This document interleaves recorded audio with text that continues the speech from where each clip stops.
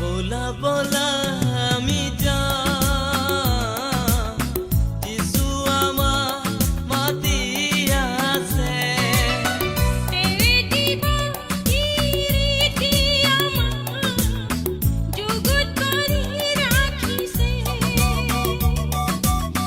बोला তেওঁৰ কাষলৈ অনন্ত জীৱন পাবলৈ बोला তেওঁৰ কাষলৈ অনন্ত জীৱন পাবলৈ। প্ৰভু যীশুখ্ৰীষ্টৰ সৰ্বোত্তম নামত আপোনালোকক সকলোকে অভিনন্দন জনাইছোঁ। পবিত্ৰ বাইবেলৰ যোহন 18 অধ্যায় 32 পদত আমি এইদৰে পঢ়োঁ যে নিজে কেনে মৰণেৰে মৰিব এই বিষয়ে যীশুৱে যি কথা কৈছিল সেয়ে সিদ্ধ হ'বলৈ এনে হ'ল। যি ৰাতি যীশুক সোধাই দিয়া হ'ল সেই ৰাতি তেওঁ মহাপুৰোহিতৰ সন্মুখত উপস্থিত কৰোৱা হ'ল, য'ত তেওঁক ধৰ্মৰ সম্বন্ধে মিছা অপবাদ কৰা হ'ল, যাৰ একো সাক্ষ্য বা প্ৰমাণ নাছিল।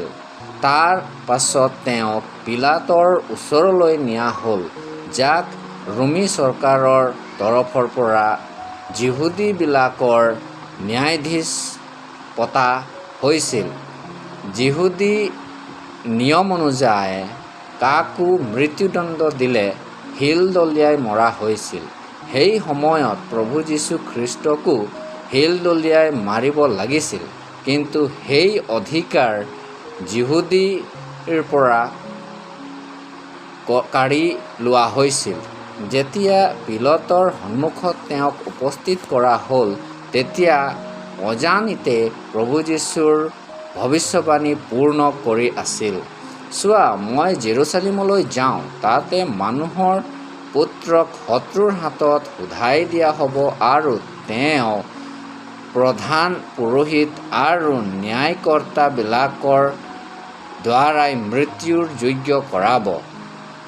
তেওঁক অন্য জাতিৰ হাতত সোধাই দিয়া হ'ব আৰু তেওঁবিলাকে তেওঁক ঠাট্টা আৰু নিন্দা কৰিব, তেওঁক চাবুকেৰে কোবাব, ক্ৰুচত তুলিব আৰু তেওঁ তৃতীয় দিনা পুনৰুত্থিত হ'ব। প্ৰভু যীশুৰ ভৱিষ্যবাণী অনুসাৰে যিহুদীবিলাকে পিলাতৰ হাতত সোধাই দিছিল। এইটো প্ৰভু যীশুৰ ঐশ্বৰিকতাৰ প্ৰমাণ হয়।